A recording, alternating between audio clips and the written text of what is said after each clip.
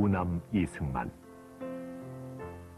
풍운의 격동기 속에서 젊음을 개혁에 불사르고 혁명가로서 다가오는 외세에 항거한다.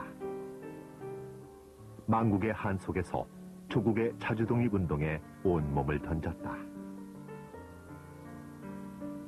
해방과 더불어 외세를 물리치고 대한민국 건국의 위협을 이룩한다. 그는 확신에 찬 목표를 위해서는 실용적인 노선을 택했으며 카리스마적인 지도력을 발휘했다. 그리고 이 땅에 자유민주주의를 심었다. 갈망하던 남북 통일은 이루지 못한 채 장기 집권의 소용돌이에 빠져들게 되며 4.19 학생 의거를 맞아 스스로 대통령 자리에서 물러난 그를 아직도 우리는 독재자라 부른다.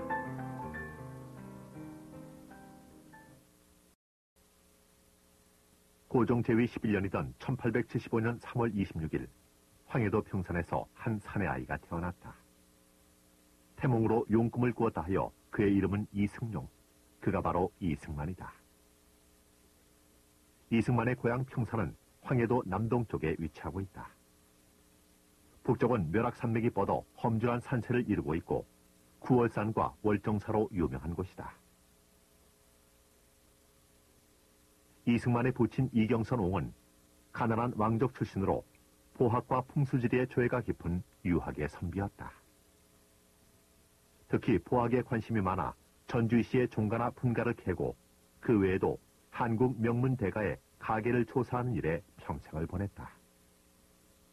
학문적으로 관심이 많았던 아버지와 당시 여성으로서는 드물게 학식이 높았던 어머니의 영향으로 이승만은 어릴 때부터 범연치가 않았다.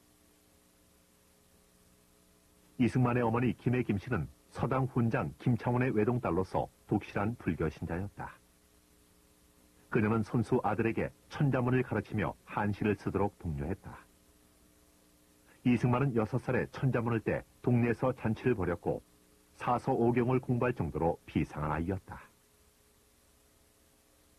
양녕대군 16대 손이지만 가난한 환경 때문에 이승만은 어려서부터 집안을 이끌어야 했다.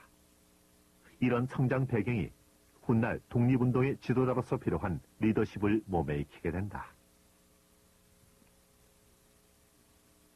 1879년 4월 이승만은 낙동, 지금의 충무로 뒤에 있는 퇴직 대신 이건화의 서당에 입학했다. 그는 어릴 때부터 남들과는 다른 아이였다. 한 가지 문제에 끝까지 열중하여 해결을 직검하는 성격이었다. 예리한 질문에 훈장도 가끔씩 당황하곤 했다. 그 후 가정사정으로 도동서당으로 옮기게 된다. 바로 이곳에서 이승만은 일생을 통해서 잊을 수 없는 젊은 시절을 보낸다. 도동서당의 훈장인 이근송은 사헌부 대사원 관직을 지냈던 분이다. 이근송으로부터 한학교육을 받은 이승만은 13살 때부터 과거시험을 치를 정도로 머리가 뛰어났다. 그러나 당시 부정부패의 온상이었던 과거제도로 인해 그는 번번이 낙방하고 만다. 15살 되던 해 이승만은 응조 박씨와 결혼해 외아들 봉수를 낳는다. 부인 박씨는 전통적인 유교 집안 출신이었다. 이승만이 고종을 폐위시키는 운동을 하다 체포되어 투옥됐을 때 부인 박씨는 남편의 석방을 위해 상소문을 들고 이틀 동안이나 고종이 있던 덕수궁의 인화문 앞에서 통곡할 정도로 당찬 여인이었다. 그러나 빈번한 출타와 피신, 투옥 등 개혁운동의 선봉자로서 둥분서주하던 이승만으로서는 사랑하는 아내와의 평범한 가정생활은 불가능했다. 결국 외아들 봉수가 1906년 미국에서 죽고 부부가 오랫동안 떨어져 있게 되자 그들의 결혼관계는 끝이 나고 만다. 벼슬길에 막혀있던 그 무렵 갑오경작으로 인해 과거 제도가 폐지되었다. 동학혁명, 청일전쟁 등 급변하는 주변 정세는 그로 하여금 서구 문물을 받아들이게 하였다. 개혁이라는 세찬 물결을 타고 신근무의 권유로 19살 되던 1894년 11월 배제학당에 입학한다. 이승만은 배제학당 입학 후 인생의 일대 전기를 맞게 된다. 노블 선교사, 아펜젤러 교장 등 우수한 교사들로부터 세계 역사, 지리, 토론, 문학, 음악 등 서양 문화를 배우면서 세계를 향한 눈을 뜨게 되었다. 그의 애창곡인 매기의 추억은 그때 배운 노래였다.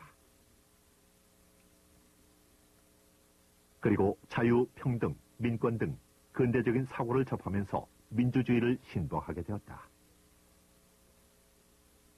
영어를 배우기 시작한 그는 입학 후 반년 만에 배제학당 초급 영어반의 조교사로 발탁될 만큼 뛰어난 능력을 발휘한다. 또한 이승만은 열심히 영어 공부를 하면서도 영어 회화를 가르쳐주는 화이팅 양에게 한글을 가르치며 용돈을 벌어 어머니에게 생활비를 보태는 생활인이기도 했다. 매사에 적극적이었던 그는 특히 이곳에서 선각자 서대필을 만나면서 새로운 개화 사상에 더욱 눈을 뜨게 된다. 이승만은 1896년 11월 양흥묵과 함께 결성한 협성회에 참가하게 된다. 그는 협성회를 주도하고 협성회 회보를 창간해 많은 논설과 글을 발표하면서 논객으로서 때로는 문학성 있는 작품으로 언론인으로서의 자신의 뜻을 펼쳐나간다. 1898년 3월 9일 회보에 실린 우국의 심정을 담은 그의 고무가라는 시는 육당 최남선의 해에게서 소년에게라는 신체시보다 10년이나 앞선다. 1898년 3월 종로에서 만민공동회가 열린다. 이 5개 집회는 러시아인 탁치부 고문관 파면, 군부 교련사관의 해고를 요구하는 시위였다. 이 집회에서 청년 이승만은 군중 앞에서 열렬한 연설로 대중의 여론을 일으켰다. 이 대회는 계속되어 그해 10월엔 윤철을 회장으로 선출, 정부의 매국적 행위를 공격하고 시국에 대한 개혁안 6개조를 결의하였다. 하지만 이 개혁안은 관료들의 반대로 실현을 보지 못했다. 당시 잡지 형태의 협성의 회고가 일반인으로부터 좋은 반응을 얻자 이승만은 이를 우리나라 최초의 일간지인 매일신문으로 발전시킨다. 창간되고 나서 2달이 되기 전에 5월 16일자에 러시아와 프랑스가 우리나라에 이권 요구하는 그 외교 문서를 통로해가지고 아주 큰 그 반향을 불러일으켰습니다. 러시아는 우리나라에 대해서 목포, 진남포 이 두 곳에 사방 식리의 그 조차를 요구했습니다. 땅을 빌려달라 이걸 요구했고, 프랑스는 우리나라에 대해서 그 광산 채굴권을 요구했습니다. 이 두 가지를 폭로하고 이것이 이 우리나라 그 이권인데 이런 것을 요구하는 것이 부당하다 하는 것을 폭로하니까 러시아 공사관이나 프랑스 공사관에서 아주 이를 굉장히 그 반발했고, 또 그 밖에도 일본이라든지 그 열강 여러 나라들이 이 신문에 대해서 아주 탄압을 가하기 시작하고.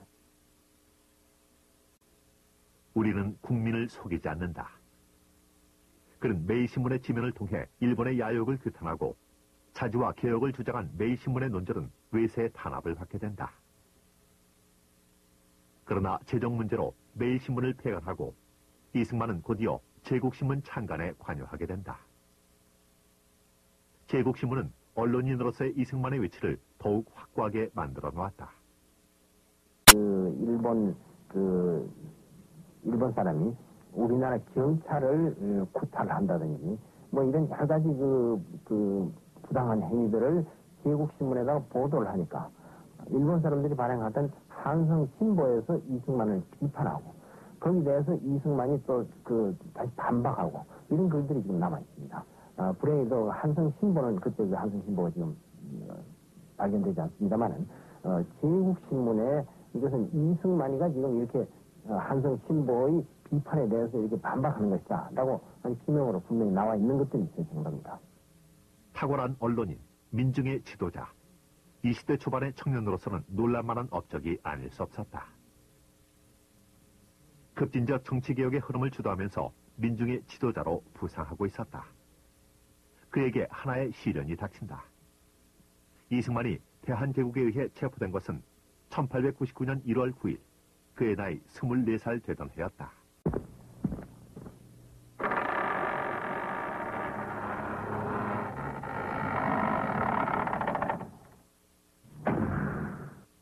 (3월 18일) 첫 공판 기사에서는 이승만이 인류를 면키 어려울 거라고 전한다. 그만큼 사형이 확실시되는 분위기였다. 재판장이 수구파 인사였던 홍종우였기 때문에 더욱 그러했다. 홍종우는 나중에 개혁파였던 김옥균을 암살할 만큼 수구파였다. 그러나 3월 20일자 황성신문에 보면 이승만의 형량은 한 등급 감해지고 같은 해 7월 11일 곤장 100대 및 종신형을 선고받았다.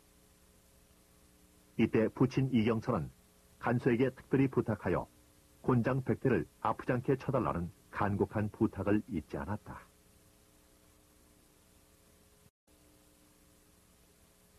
독실한 불교 신자였던 어머니의 영향을 많이 받은 그가 기독교로 개종할 만큼 당시의 고통은 그에게 견디기 어려운 절박한 것이었다. 이렇게 어려운 상황에서도 형틀에 묶인 이승만은 성경을 읽기 위해 한 죄수는 파수를 보고 다른 사람은 성경의 책장을 넘겨주어야 했다. 옥중 고통에 대해 차라리 죽음으로써 해방을 맞고 싶을 정도였다고 훗날 수레하기도 했다. 이승만은 40여 명의 정치범과 감옥 관리들을 기독교로 개종시키고 죄수들을 가르치는 등 한말 개혁자로서의 면모를 잃지 않았다. 또한 이승만은 훗날 함께 독립운동을 할 많은 인맥을 옥중에서 형성하는데 이상제, 박용만 등을 만난 곳도 바로 이곳이다. 이승만은 수감자들을 교육하는 것에만 머무르지 않았다. 1902년 9월 콜레라가 발병하여 수많은 사람들이 죽어나갔다. 당시 약은 구할 수 없는 현실이었다. 이런 어려운 상황 속에서 이승만은 환자들의 수족과 몸을 만지고 그들에게 복음을 전도했다. 병이 전염될 수 있는 상황에서도 그들의 희생과 함께하는 모습은 보통 사람으로서는 할 수 있는 일이 아니었다. 옥중에서 그가 남긴 100여 편에 달하는 많은 옥중 한시는 훗날 채역십이라는 제목의 한시집으로 출간되기도 했다. 특히 이승만이 옥중에서 벌인 가장 야심찬 계획은 영한사전을 만드는 일이었다. 아쉽게도 액화항목에서 중단되었지만 이는 한국 역사상 최초로 시도된 영한사전으로 평가된다. 러일 전쟁이 일어나자 충격을 받은 이승만은 사전 작업을 중단하고 곧바로 독립정신을 저술하기 시작한다.